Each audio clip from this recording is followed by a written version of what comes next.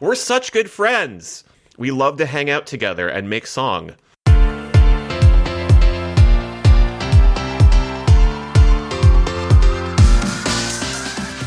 Hello and welcome to the EuroWhat, episode 289, dropping on January 27th, 2026. We are a pair of Americans trying to make sense of the Eurovision Song Contest. I'm Ben Smith, and I'm here with my co-host, Mike McComb. Hey, Mike. Hey, Ben. In this episode, we'll be talking about Bulgaria at Eurovision. We have some catch-up to do. We taped our first couple episodes pretty close together, so it's good to just sort of step back and check in on what actually happened in Moldova, Malta, and everywhere else. So Moldova's selection ended with Satoshi winning with Viva Moldova.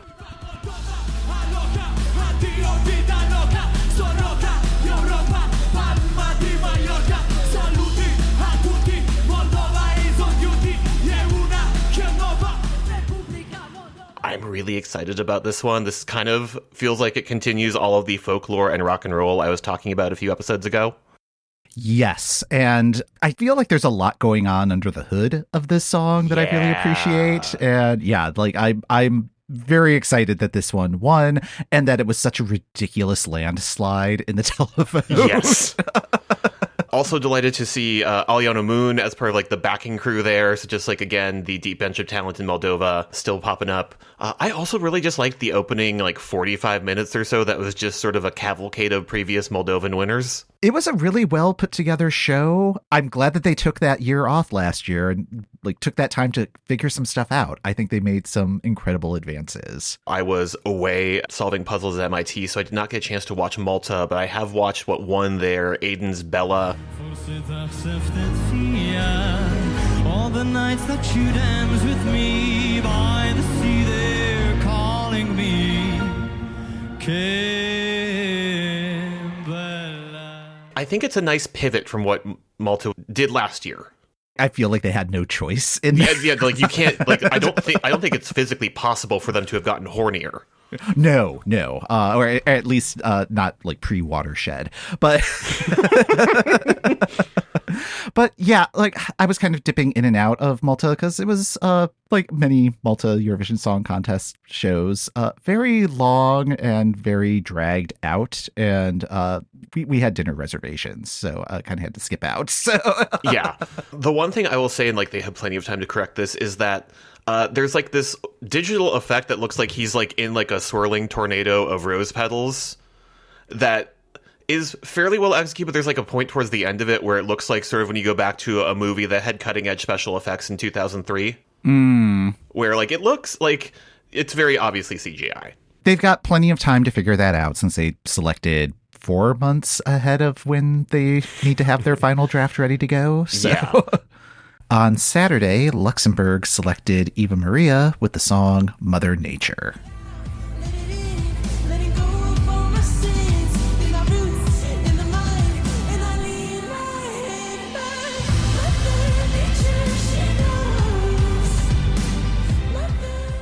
Georgia has announced that they are sending Zakebi. They won Junior Eurovision for Georgia in 2008. When I saw the news, I was just sort of like, well, Georgia's probably been waiting to be able to send them for a while. They were an interval act at the 2025 Junior Eurovision. So again, like just sort of like they have been on the bench. They are ready to go. Yes, it is time to deploy the bees. So. Yeah, bees! Yeah, just somebody make a version of the Oprah gif where she like opens the box and it's bees, but but this time it's Zakebi. Yeah. On my to-do list. There we go. Israel's version of Rising Star wrapped up, and the winner of that is Noam Batan, and he will be their representative at the contest. Song still TBD. And last year's host, Switzerland, announced that they will be sending Veronica Fusaro and will be revealing her song toward the beginning of March. Before we dive into the next selection and country that we're going to cover, we should talk about what we're doing over on our Patreon. Again, thank you everyone who's supporting us over there. It's been a lot of fun coming up with the bonus episode topics and putting together the monthly newsletter. This month's newsletter, I'm really excited to do a write-up about the Taskmaster Live experience. Surprisingly, one of the hottest tickets in town. That was not my expectation when I was just like, oh, maybe there'll be other people at this show that I'm not sure anybody else watches. So, as someone who went through the Ticketmaster experience for that, I had a whole group chat. Like, this is a Eurovision tickets. We need to have multiple people in the line. The years of Eurovision ticket practice paid off for this event. But yeah, it was a really fun show, a different experience in each city, as is my understanding. So yeah, we'll have a rundown of that. And we are also preparing for what I'm almost certain is going to be my favorite bonus episode that we have ever done. Yeah, no, I have started watching the copy of the 40th annual Grammys. I have multiple pages of notes already, and I'm like 45 minutes in. It is such a rich text. I am so looking forward to discussing this. The bonus episode about the 40th annual Grammys from 1998 will be dropping on Friday, February 6th. Yeah, you can get access to that and our free newsletter over on our Patreon at patreon.com/EuroWhat. You'll also have access to all of our past newsletters and past bonus episodes. So come on and join the EuroWhat AV Club. It's going to be a real good time. All right. So we have so much corruption to cover, it turns out. Maybe we shouldn't have done that right after the Patreon. All of your money goes to a good cause, folks. I have really enjoyed how we have changed how we're covering the contest this year. Again, getting a chance to dive into countries we haven't really spent a ton of time with has proven really, really fascinating for me. And in particular, the order that we've sort of randomly landed these in just due to when people are doing their selections has been nice, because with Bulgaria, I got to see that there's like a lot of interesting parallels with Moldova. Similar broadcaster age, same period of time when they joined the EBU, same debut year, and then there's just sort of wildly different results between the two of them. Bulgaria, like as I looked into this, I'm like, this, like every time I was looking at who they had selected, I'm like, why is there a controversy section on every single Wikipedia page? Bulgaria, just kind of as a nation, I have learned over the course of looking into why did they take breaks, what else was going on in the country during this time, is kind of as a nation defined by financial crisis and corruption. They are the poorest country in the EU. By 2014, the Bulgarian government was accused of mismanaging the economy so badly that the European Union froze billions of euros in aid to them. Oh, geez. Yeah. Approximately 22% of their GDP is lost to corruption each year. Whoa. Yeah. No. And then just sort of not great as a nation. They were in 2007 35th on the Press Freedom Index. That has since tumbled to as low as 111th. Oh, no. Like, I thought 35th was bad. Okay. Oh, anyways, just like as a Eurovision participant, they have only qualified 5 out of 14 appearances. Their broadcaster is Bulgarian National Television. They are founded in 1959, again, about the same time as Moldova's Teleradio. And then they joined the EBU in 1993. Bulgaria has like a couple of false starts in the contest. And I think Moldova does too, because like there's like one book that gets cited on Wikipedia for like a lot of these Balkan area nations that I don't want to spend like $40 on, and just like doesn't exist on Google Books. Claims that like 1993, when everybody sort of breaks up, wants to join, doesn't join. 1996 tries to join, doesn't get in. 2003, Bulgaria wants to participate, but the EBU decided that too many countries would be relegated for participation if they add everybody who wants to participate. That's not a great feeling. We're not going to let you in because then too many other countries need to sit out. Luckily, in 2004, participation will be via semifinal, not relegation. We can let more people in. It still takes until 2005 to get in there, but the template that they start to follow for their selection process stays pretty stable until the first time they leave the contest. So songs are submitted. There is a semifinal to whittle things down to about 10 to 15 songs in a final. And then there's a final that has some sort of controversial result. So their first entry in 2005 is Café's Lorraine.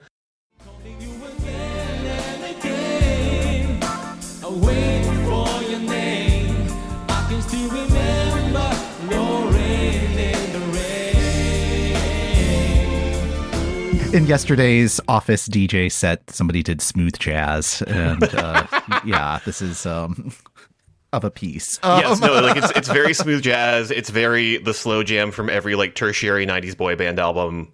There was some controversy over their selection in the first national selection for Bulgaria. So public televoting for the final ran from the end of the semifinal to the end of the final. That's like a 2-week period. Oh, wow. Okay. Yeah. Before the final began, Cathay had 3,000 votes. During the final, they get 60,000 votes. That's a suspicious number. Did anybody else have any sort of like major boost? I believe the second place person had like 40,000 votes. That's still a very large number. Anyways, the second place entry going into that, which was a duet featuring Slavy Trifonov and eventual representative for Bulgaria, Sofia Marinova, during the final broadcast refused to perform their song since they believed it was rigged for Cathay to win. Oh, wow. Okay. And just like read like a protest statement during their time. Cathay's producers are accused of buying votes. Pinata full of SIM cards. Anyways, they win. They go to the contest. They finished 19th in the semifinal. Again, it was not a year for smooth jazz. No. It's not the right vibe for Eurovision. And like, I think that's really just sort of like with Moldova, you have like a couple years of like throwing stuff at the wall. With Bulgaria, you have a lot of stuff getting thrown at the wall in their first years in the contest. 2006, Maria Popova, Let Me Cry. There's nothing that I would say feels uniquely Bulgarian about the song. Mm-hmm. On to the controversy section. Slavy Trifonov and Sofia Marinova pulled their song before the semifinal over claims of corruption on the selection panel. This whole thing is rigged. After the final, 9 of the finalists signed a letter claiming their phone lines were blocked during the televote window. And that the selection was rigged for Mariana Popova. They do some level of revote, and like Mariana Popova still wins. All of this is for naught. They finished 17th in the semifinal. They do not make the final. We continue to throw things at the wall. In 2007, though, we send Elitsa and Stoyan with Water.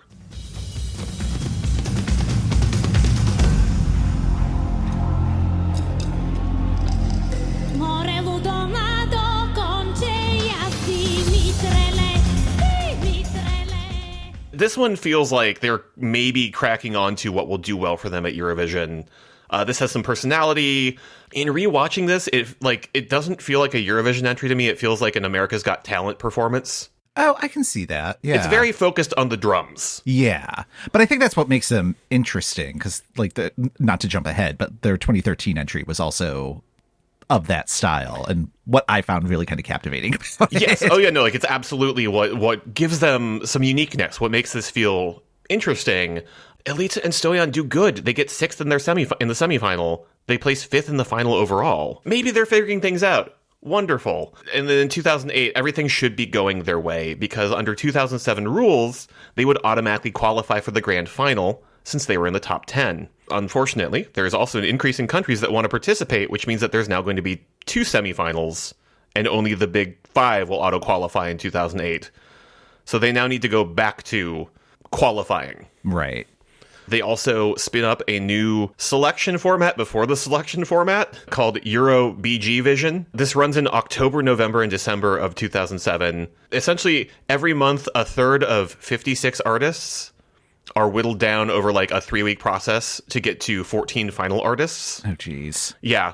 It's shades of like when Lithuania just sort of ran a marathon and would just like throw stuff in at the end.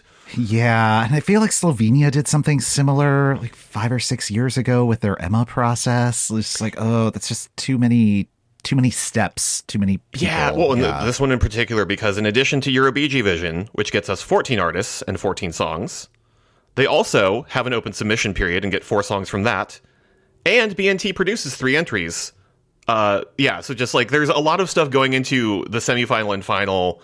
Eventually, Deep Zone and Balthazar come out of this in like a pure televote situation. There does not appear to be corruption. Huzzah!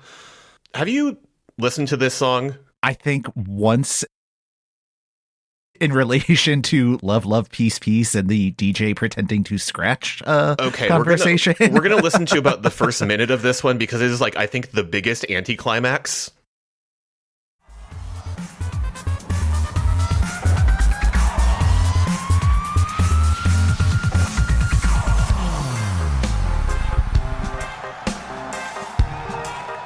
A full 45 seconds of just scratching. And then, surprise, it's a reggae song. Really, this is the epitome of throwing everything at the wall. There's so much stuff happening in this. So much. At one point, there will be some turntables that are on fire. Towards the end, there's also just a laser harp. We all remember the laser harp, the coolest instrument possible. Oh man, like I mean, the only thing that this doesn't have is the 2013 wub wub wub wub. Yep. Effect. Oh yeah. No, we will get to the wub wub wub wub wub. Oh yeah, I know. but like all of this is in service of like the sort of song they play at the end of a movie with like the Battle of the Bands, where everybody is coming together under the power of music. Or just like that one scene in Xanadu where it's like, what if we mixed up the 80s and the 40s? Yeah. Because like these are two things that do not go together, but we are going to smash them together until they kiss. Anyways, so it's 2008. Bulgaria needs to qualify for the final. Deep Zone and Balthazar place 11th. To add insult to injury here, this is the weird year where like the 10th place doesn't automatically go through. It's the jury backup gets the 10th slot. So both Macedonia, which does get 10th place, and Bulgaria don't make the final while Sweden gets in. Ooh. Sweden was 12th that year in their semifinal. Charlotte Pirelli must be in the final. From this convoluted process, Bulgaria learns nothing. 2009, we're going to do the same format. October, November, December, we are selecting artists. We get to a final, and what wins is Krasimir Aramov's Illusion. It wins with 55% of the vote. The legitimacy of the voting was immediately questioned. Also immediately questioned Krasimir Aramov's singing abilities. Oh. The general public was not pleased. The director of BNT's music programming, after defending the vote, also said, the current situation has turned out to be very complicated for everyone because Bulgaria is going to the competition with a very difficult song that the performer may not be able to sing. So is the accusation like lip syncing or just not being able to carry the tune of the song? Oh, we're going to get to a video. Don't worry. Another commenter commenting to the news organization that put out this article about some of the general uproar. BNT made fun of us by deciding to choose this howling squealer who, on top of everything, sings out of tune. This is one of the songs that I was sure would be among the last 4 to 5 tracks, but it wouldn't. There was also a live debate on Bulgarian television over his participation. This is the third link I have prepared for you. Just sort of, this is towards like the end of the performance. Do I want to click this link? Many things are happening at once, and do they all go together? Great question.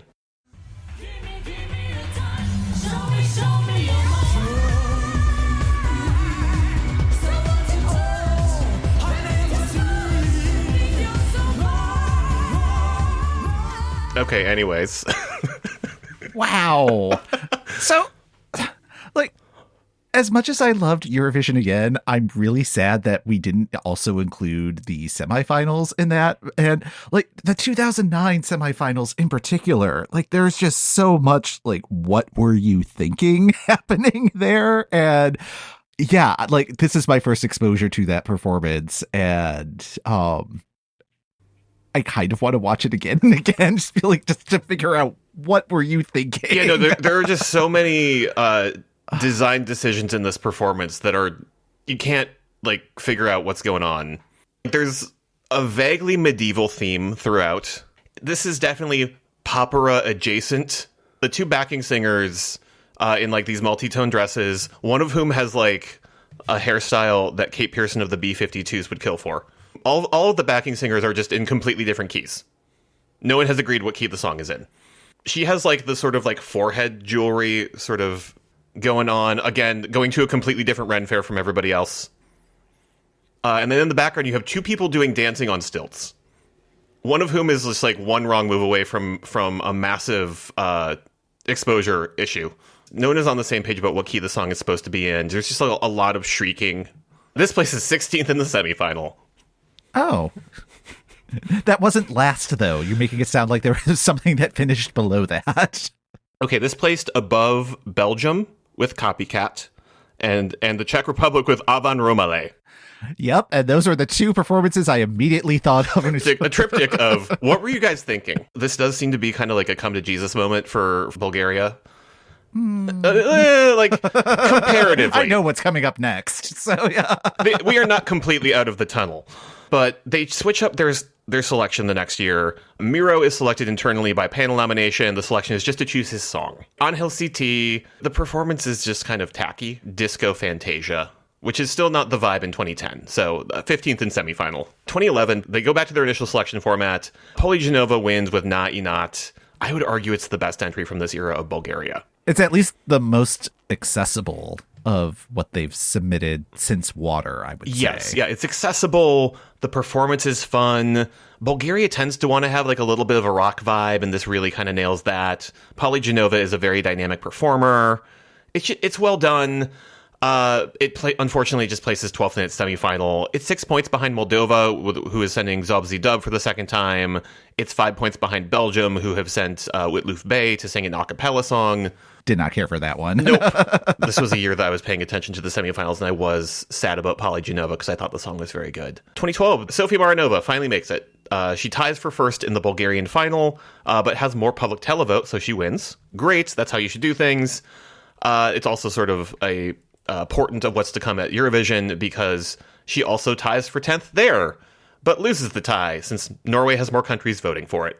And that's a shame too, because like Love Unlimited, that was a song that I didn't get until seeing the semifinal performance, because it is just her on stage singing the song, but not like a park and bark. Like she just walks on stage and performs this really vocally challenging song. And it really kind of felt like she was performing without a net.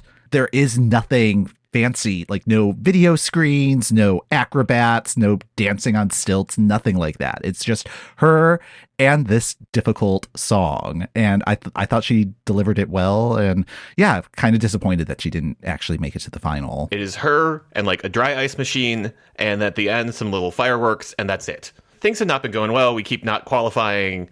We're going to go back to what we know works. We are selecting Elitsa and Stoyan. We're going to send them again. The selection is for their song. The song that wins first place, Kismet, has a copyright issue with like a third co-writer. So it gets swapped out for what placed second, Samo Championi. And this is where one of my notes is just wub, wub, wub, wub, wub, wub, wub. My recollection of it, like, loved the studio track, and then the stage performance, it just felt like they just kept fussing with everything and just like, oh, add this, add this, add this. And it's like, no. Like, take one thing off. Look in the mirror, please. Yeah. There's just a lot going on. Unlike Sofia Maranova, who is just doing this herself. You have Elitsa and Stoyan. You have 2 racks of drums. You have 3 backing singers in traditional Bulgarian dress. You have a bagpipe guy who puts on a mask at the end. If Water is sort of the America's Got Talent qualifier, this is like the finale performance. It's just like all of the bells and whistles are here.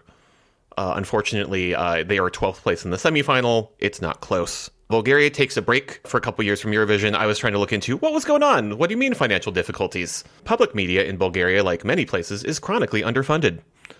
So in 2014, they issue a statement. In order to participate, BNT is obliged to pay a license fee, which has gone up by 100% this year compared to 2005, the first year of participation. Given the cost of this project and pending budget cuts next year, BNT decided to withdraw as a first step in the financial constraints the televisions will have to take. Also happening in 2014, there is a bank run on the 4th largest bank in Bulgaria. The person who is running that bank still lives in exile in Serbia.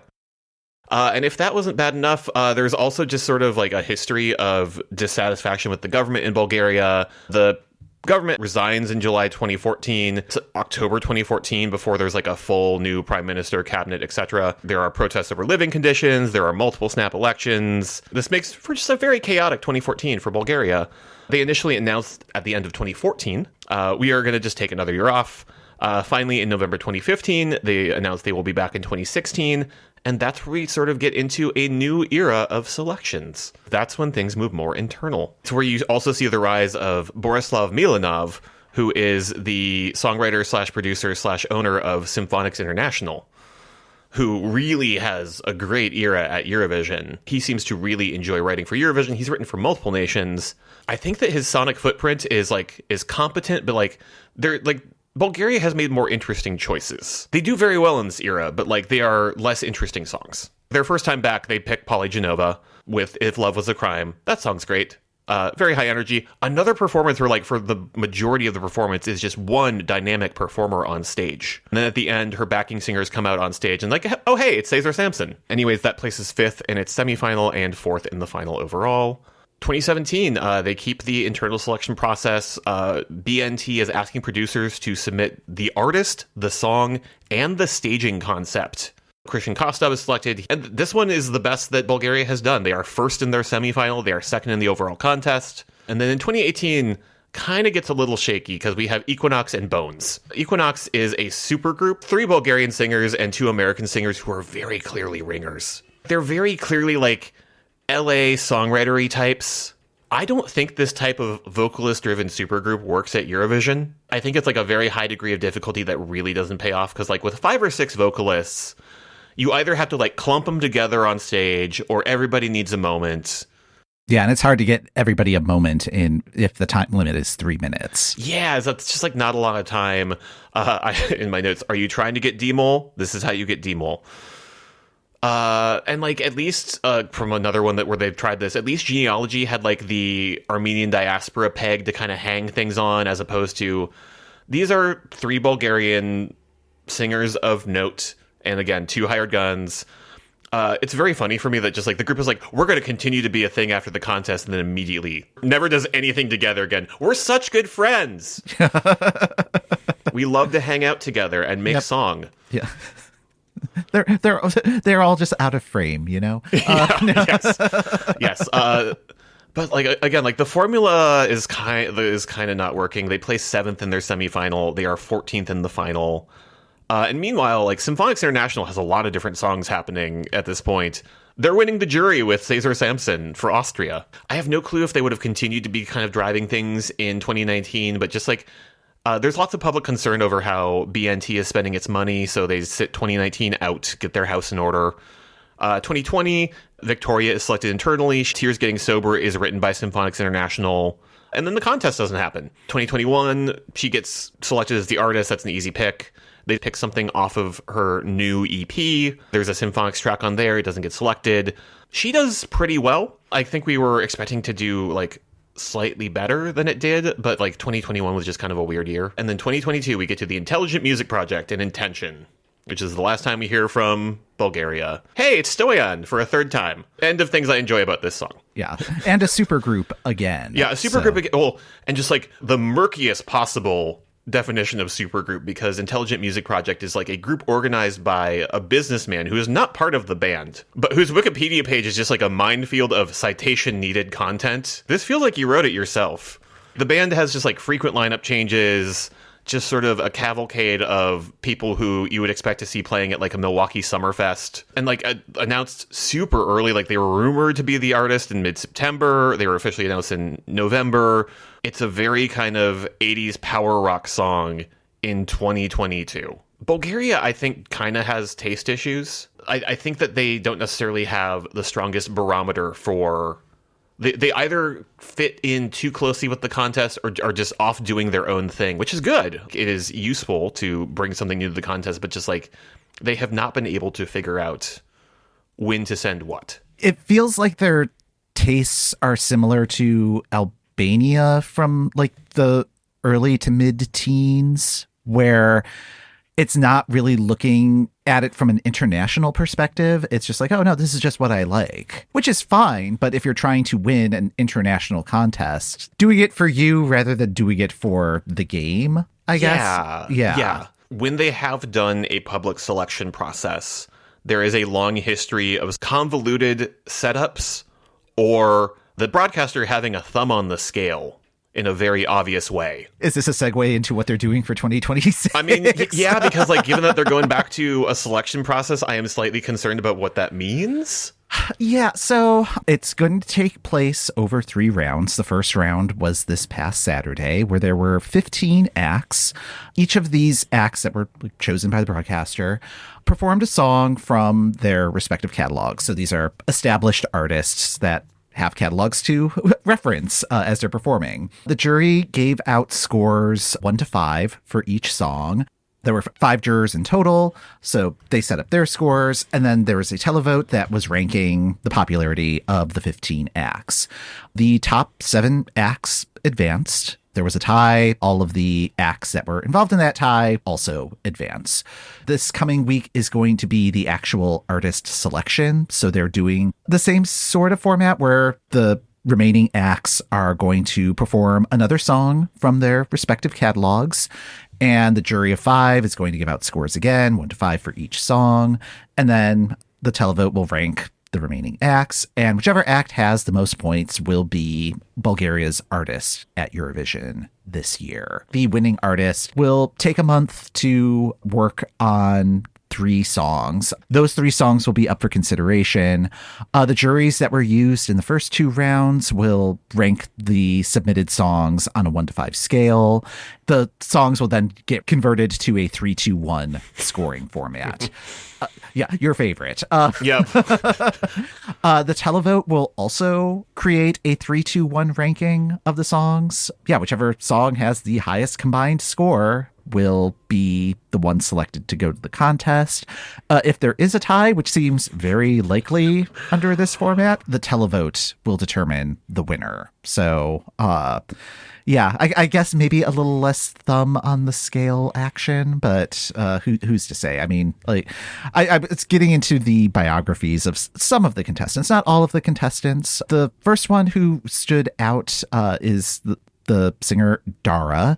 She placed 3rd on X Factor Bulgaria in 2016, and that was a pretty significant season of television because Kristen Kostov, he finished 2nd place on that same season, and the 6th place contestant was Victoria. So a lot of talent coming out of that particular season of X Factor. Dara's also released about 24 singles and 2 studio albums since her time on X Factor, and 3 of those singles reached number 1 on the Bulgarian charts, the last one being in 2023. Since being on X Factor, she's been a coach on Voice of Bulgaria, and as a coach, she won twice. And she also finished 3rd on the Bulgarian version of Your Face Sounds Familiar. Your favorite show? Yep. Just like, I just want whoever produces any version of Your Face Sounds Familiar to just step away from the makeup. Just like, we don't need to do it. I can't recall if it was her or one of the other contestants, but Bruno Mars was one of the... No! Yeah, so... No! Just back away. Just back away from the makeup chair. You don't have to do that. The season that she was on was won by Fiki, who is also one of the artists up for consideration in this process. So I did find his page on Famous Birthdays. He's the number 13 Bulgarian singer on that website. And of all of the contestants that are listed for this selection, he is the highest ranked. But the next highest ranked on that list was Mihaela Mironova. She finished 3rd on season 3 of X Factor Bulgaria and had the same coach that Christian Kostov had. So I don't know if that means anything, just that, oh, yeah, a good contestant. Who knows? Her debut album came out in 2020 and went to number 2 on the Bulgarian charts.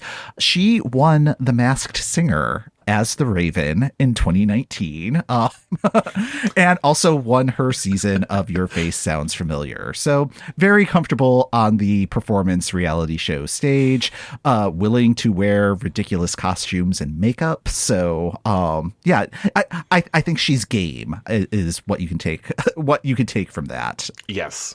I'll be eager to see how this process rounds out. The fact that they're really kind of separating out the artist and the song selection, I think is interesting.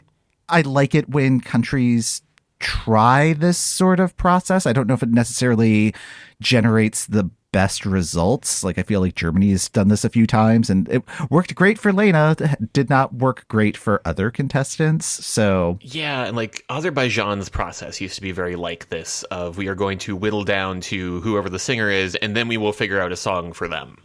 It should be an interesting format to watch, and I think they timed it out nicely where they're having the artist selection piece happening before everything else is happening, so it won't necessarily get lost in the shuffle. And then the song selection, it's going to be after the Olympics. It's going to be at a less crazy time on the schedule, so hopefully people will pay a little bit of attention to it. Bulgaria, since it has been a while since they've been in the contest, and like and their selection process has been all over the place, I don't know what to expect.